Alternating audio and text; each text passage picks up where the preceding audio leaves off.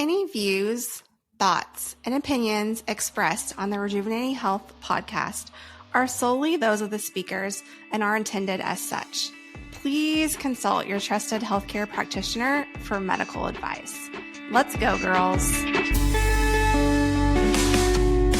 Hey, ladies, welcome back to the Rejuvenating Health podcast. I'm your mindset coach, Lakin, and as always, I'm joined by our lovely women's health nurse practitioner, Lindsay. And today we are talking about something that can derail your progress, even if everything seems to be going fine, but it's not something that gets mentioned very often, or I think it kind of falls off people's radar because it's not necessarily like the protein or the walking or the lifting or the sleeping, right? It's like you're doing all those things, you're taking all the supplements, you're drinking all the water, but your body is still like, no, we're not going to do anything right now. The idea is, and what I want to touch on today is that you can't out-habit a toxic environment. So if your life or your environment doesn't feel safe, your body is not going to be able to respond accordingly with the inputs that you're putting in, and it's not going to promote healing. Yeah, and I mean, we've touched on this in different ways in the past by talking about like cortisol and stuff like that, but it's literally something that I see every day and our patients struggle with every day. And I'm sure if you're listening, you struggle with this a lot. Most of the time,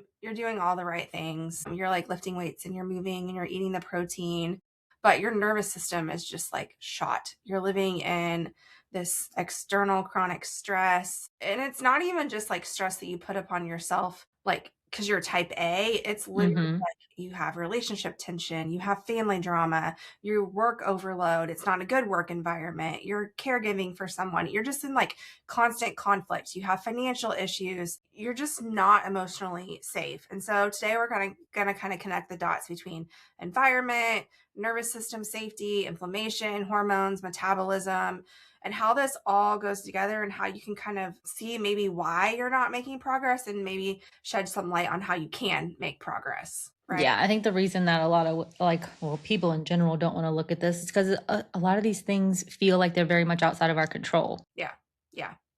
So before we go, like, let's go a little bit deeper and let's define toxic without overusing the word, because I think toxic is a little bit of a dramatic word when we think about it. So let's kind of define it in a grounded way. So your husband is not toxic if he annoys you, but that is not what we're saying, right? We're talking about environments that consistently create unpredictability, emotional threat, chronic tension, lack of agency, ongoing conflict, walking on eggshells, hyper responsibility. Yes, this could be your husband. You could have a toxic husband. Like you could, right? It could be your relationship with your significant other. It could be someone else in your family completely. It could be in the workplace. Like you could be in a very toxic workplace environment. It could even be like internalized obligations that you have on yourself that you can't turn off. Yeah, that story that like I have to do everything, right? And on the mindset side, like toxic is often translating to your nervous system is just running math. Like we're crunching numbers all day. Like, oh, what is this person's mood? Or how do I prevent conflict or a consequence that I'm trying to avoid? Or, what do I say so that I don't get that negative backlash or, an explosion? How do I keep everyone okay? How do I keep the peace, right? That's that people pleasing accommodation or that hypervigilance, right? And it's not just mental, it's very much physiological. Yeah.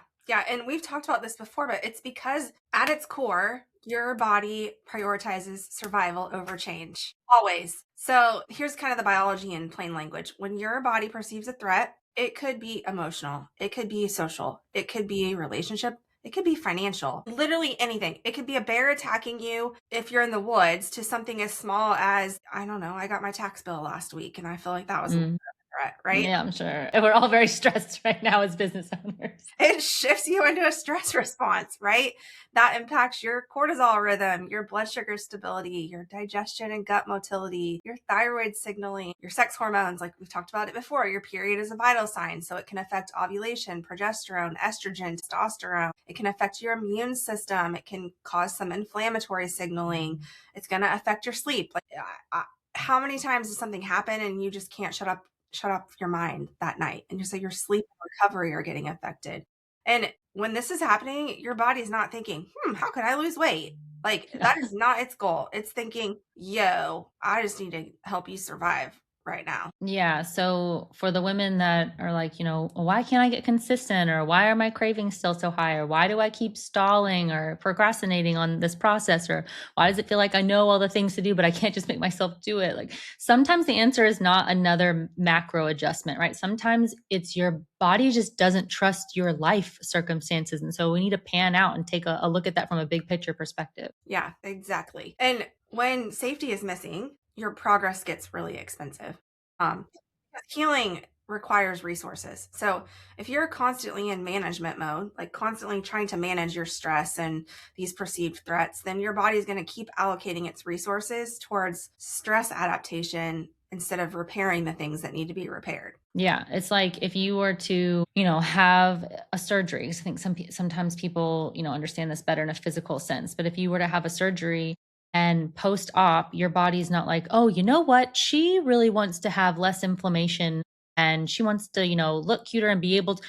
She wants to be able to run and move and all these things, right? That none of that matters because you have to heal the trauma to the body first. So the immediate response that the body is taking care of, all of the resources are allocated toward healing the post-op trauma, right? Or if you have an injury, it's healing the injury before you can progress and do any of the things that you actually want to do or that you desire. So I want to talk about what unsafe looks like in real life. So I want to give some examples, and a lot of this is based on, conversations that we have in the mindset lab, right? Of when we look at relationship stress in our romantic partnerships, we're talking about feeling the need to constantly defend yourself, or if you feel unseen or criticized, if you are carrying the majority of the emotional load in that relationship, if you can't relax because conflict is always a possibility, right? That feeling of having to walk on eggshells.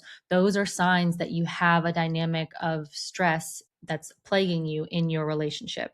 Another one is family. So if you revert into like a good girl role in certain circumstances with your family because we're reaching into old patterns of people pleasing or always accommodating or not wanting to say no, if you, like we mentioned earlier, always wanting to keep the peace, if your boundaries are not respected, or if you have a fear around voicing boundaries because you're worried about a consequence associated with that, if you leave gatherings, this one's a big one, and I hear this a lot. If you leave family gatherings feeling extremely dysregulated or just really emotionally drained, that's a sign, right? Like we have to pay attention to what your body is telling us. So we may have some big stressors when it comes to family dynamics. Work stress. This one's also a huge one, and also one that people feel like they can't do anything about, right? But if you feel like you are always on, like you're always on the verge of waiting for the next ding notification that's coming through that has to do with work, or if you don't have any recovery between meetings and you're just going from one thing to the next, or if you're feeling really trapped in your role or undervalued or underappreciated, but you don't want to say anything to anyone about it,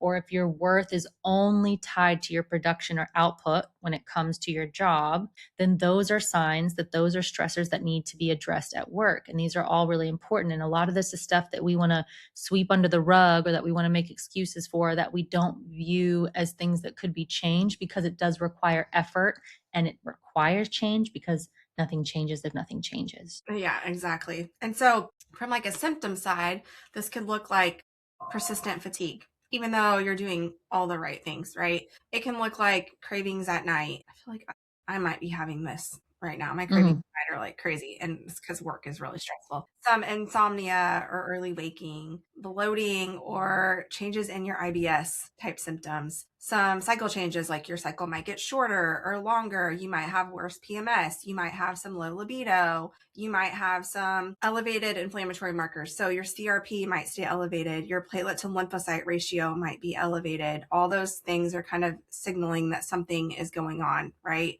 Your weight loss could plateau, or you could not lose weight at all, right? Your HRV and resting heart rate can increase if you track that. And so all of these things it's the body doing what it's supposed to do. Your body under stress is supposed to stay alert. It's supposed to be hypervigilant. It's supposed to be ready to attack. And it's showing up in all of these things. Yeah, I think it's so funny too when we go through this list of symptoms. Like for most women, they will just like live with almost all of this except the weight loss resistance to a point, right? It's like, I'll deal with being chronically tired all the time and not having any energy. I'll deal with having intense cravings. I'll deal with not being able to sleep at night or having, waking up in the middle of the night a million times, or I'll deal with being bloated every time I eat, or not having healthy digestion, or, good gut markers. Like, they'll deal with all of this stuff and just live like that and just be like, well, it just is what it is. But when it comes to weight loss, at some point they'll be like, I can't do this anymore, right? Yeah. This is enough. And usually by that time, all of those other things are already the subtle signals that were in place that we, overrode essentially. So they all are important. And I think the trap is like when women treat symptoms like it's a willpower problem, right? Like they assume it's a discipline issue. So they get stricter, and then they restrict even harder because they think they just need to push more. And that's where it creates this spiral, because a toxic environment already creates nervous system strain. We already have stress on the system. And then when you pile on the rigidity of caloric restriction, or like chronic dieting, or punishment style workouts, right? Of like, oh, I'm going to make my body do these really hard things. And the way I'm looking at it as a form of punishment because I don't enjoy it, or I can't have any stress relief from it.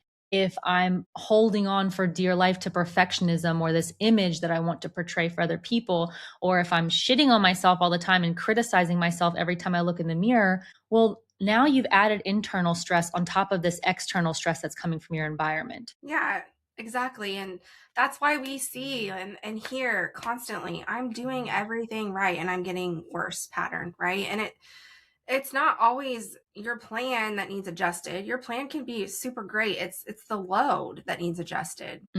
Yeah. And when we're trying to have a shift around this, it can be that your health plan can't be stronger than your boundaries. And if your environment keeps pulling you back into survival mode, your habits will always feel like a fight, right? We've talked about this before of like, finding that sweet spot between your comfort zone and where the next boundary is. And you have to take it at your pace and meet yourself where you are. That's part of the reason why we have that intense focus when it comes to the way that we coach our clients, is because you can't continue to push through with habits that you believe work because someone else is doing them, and it's crossing your threshold of where you are trying to maintain the survival mode. Yeah. And so then it's like, what do you do about this? Because most of you can't just go quit your job tomorrow. Most of you aren't just going to be like, well, my husband's toxic, so bye. I'm going to divorce you right this second. Or my mother is toxic. Like, I'm going to cut her out of my life. Like, okay, I get it. Like, that's not really realistic for a lot of people, right? Like, you can't just quit your job, leave your relationships, move away from your family, restructure your caregiving overnight. So you got to have like a realistic approach to this that is attainable, right? So let's think about this in two layers. You need to reduce exposure where possible, and then you need to increase capacity and regulation no matter what. Yeah, the no matter what, that's important, right? Of like making it non-negotiable, because sometimes toxic environment is not a quick exit. I would actually say most of the time it's not a quick exit, right? It is a gradual reclaiming of power. I had a really good conversation with a client about this yesterday, of looking at, okay, if we were to identify kind of two buckets, right? One would be, what do you feel when you show up for yourself, when you take time for you to downregulate, right? And she described the sense of peace. What do you feel when you get this external validation, when you show up for other people and you're connecting this value with your output, which is what you're weighing a lot of your value on, right? Like, this is the more valuable bucket. And that one we identified as contribution. The issue is that we have to be able to maintain balance between these two sides. And if we can pour into the peace bucket, or if we can make sure that that part stays full, this reclaiming of power, this self-care focus, that will always be able to pour into the contribution bucket, or the place where we give to other people. But the same does not work in reverse. And so we have to be able to practice a safety first protocol, especially when we have these markers that are red flags that are telling us that our body is under this chronic stress. So the first thing to do is like identify the stress source, right? Ask yourself, where do I feel my body tighten the most in my life? There are going to be signs. Everybody has them. I've talked about these before. If your jaw is clenching, if your gut feels rigid, if your shoulders are in your ears, if you notice that you're clenching your fists, right? Like if your temperature rises, that's a big one for a lot of women. Like if you get flushed or hot in the chest and neck and face. there is times that is happening that you can notice patterns, not what annoys me, but what makes your system brace, right? When are we bracing for that impact? So who do you feel you have to manage? Where do you find that you lose your voice the most? This one's a big one. Like, where do you have fear around speaking up, or where do you mask yourself in an effort to feel more safe, right? Where do you feel trapped? That is your signal. So the goal would be, once you identify the stress source and you can recognize the pattern, awareness is always the first step, then can we create one boundary that protects your body? So one boundary that gives your nervous system proof of safety, something like, I'm not available for that conversation right now if you're really not, or if you really don't want to have it, if that doesn't feel safe. Like, I'll respond tomorrow. Or we can go to the event for this amount of time, but then we're leaving because I have to go to sleep by this time, or I need to have a down regulating ritual before I go to sleep, right? Or I need to be able to wind down.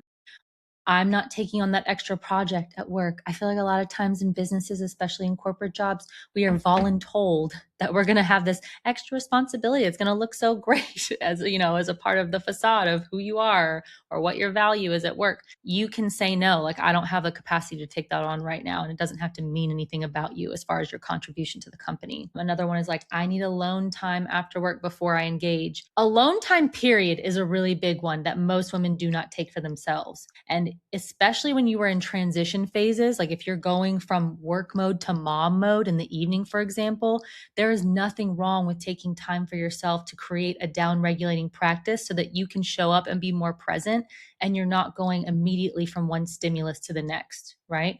So it's prioritizing the thought of, I'm protecting my health right now, and I will be available after XYZ, whatever it is. Not can I, not would it be okay, not would it bother you if. No, there's not a debate. We're not over explaining. This is what it is. Exactly. And then after we create the boundary, then we need regulation before the decision making. Yeah. So like, if you're in stress mode, your brain is always going to make reactive choices. You're going to grab snack food. You're going to scroll on your phone. You're going to reach for your glass of wine. You're going to skip meals. You're going to skip your workouts, right? So you kind of need to do a short downshift first, right? Inhale for 4, exhale for 8. Repeat this 6 times before you go grab the potato chips or the cookie laying on the counter, right? And then ask, like, what's the next stabilizing choice, right? What's the next stabilizing thing that you can do? Do you need to eat some protein? Do you need to go drink a glass of water? Put your water in your wine glass. I don't care. Do you need to go outside and get some sunshine and go on a walk? Do you literally just need to go to bed? I would say, if you take yourself to bed. Yeah, right? And there's also these like micro recovery blocks that you can do that are non-negotiable. So if you're in a high stress season, you need built-in recovery, like legitimately built-in recovery, not just I'm gonna just try and relax, because you're never gonna relax. You're never gonna just fit it in and try to relax. Schedule, like literally schedule in a 10-minute walk after lunch. Literally put it in your calendar. I don't know, a reminder on your phone to do 5-minute breath resets between meetings. Go sit in your car and listen to some music, or drive around for 15 minutes to decompress before walking inside your house, right? Put your phone away before bedtime, like an hour before bed. Put it away. Eat some protein at breakfast so you're not craving carbs all day. And like, these are not wellness trends. These are things that are never going to go away. Like, yeah, it's not the next hype. This is literally their nervous system interventions. Yeah. Now, let's say we've done all that, right? We're putting these practices into place. The other side of this coin that is a hard reality of the situation is that, sometimes healing does require a life change. And sometimes your body is asking for a bigger boundary. So, not something that can be fixed with something minor or just an intentional practice. But if your environment is chronically unsafe, whether that's emotionally, psychologically, relationally, the reality of the situation is that your body will keep waving the red flag of the symptoms, even if you're doing these practices, right? Because we can only control our side of the street. So if there is an input that's causing you to feel this way, regardless of what these intentional practices are, then that's where a change may be required. Yeah, I mean, sometimes it's not fun to have these conversations with clients. You can't out supplement your adrenal stress. Like, sometimes it is a situation that you're gonna have to change, and it doesn't mean that you're doomed, like, at all. It just means that your body is intelligent and it's reporting your stress and your conditions like very accurately. Yeah. And that, those decisions are not to be taken lightly. And it's not something that we're saying like, oh, you just have to do this. It is to create the awareness of, can I reflect on what's happening? Can I reflect and lean into what my body is trying to tell me? And if I were being really, really honest with myself, is this sustainable long term? Do I want the next 10 years to look like whatever this current situation is, or however long this has been going on for, right? Whether that is in relationship or in family or at work or whatever the environment is. And so I do think it's worth taking a look at, because at the end of the day, it's your life and you only have one life to live. And what do you want it to look like? And not to say it's ever going to be perfect, or that, you'll be able to solve all of your problems with one shift, but it does beg the question of what am I allowing that's preventing me from thriving or being able to live a life that I want. Yeah, Right. exactly. And so at the end of the day, you can do everything right, but if your life doesn't feel safe and you have this, this chronic survival mode, essentially, your body is not going to respond the way that you want to. So it's a biological requirement. Yeah. Yeah. So, kind of like moving forward, you can, if you feel like this resonates with you, then I want you to choose one of these actions to do, right? So, name the main stressor that's happening, whether it's relationships, finances, work, whatever. And then set one boundary that protects your body. Add in one micro recovery piece daily. Yeah. And so those are like the little things that we can do to control our side of the street. And then I think a good reflection would be, if my symptoms are a message, then what are they asking me to stop tolerating? And that can really help inform whether a boundary needs to be put in place or if a change needs to be made. Yeah, exactly. So if this resonated with you, put these into practice. Ask yourself. I know this resonates with another woman, so make sure you share it. Yeah, exactly. Give us a 5-star review. Share with us what you're struggling with and what changes that you need to make. And we would be happy to kind of give you some guidance and direction on how to make some changes so you're not doing all this hard work and kind of self-sabotaging almost. Yes, we would love to hear from you. All right. Thank you so much, and we'll see you ladies next time. Bye. Bye.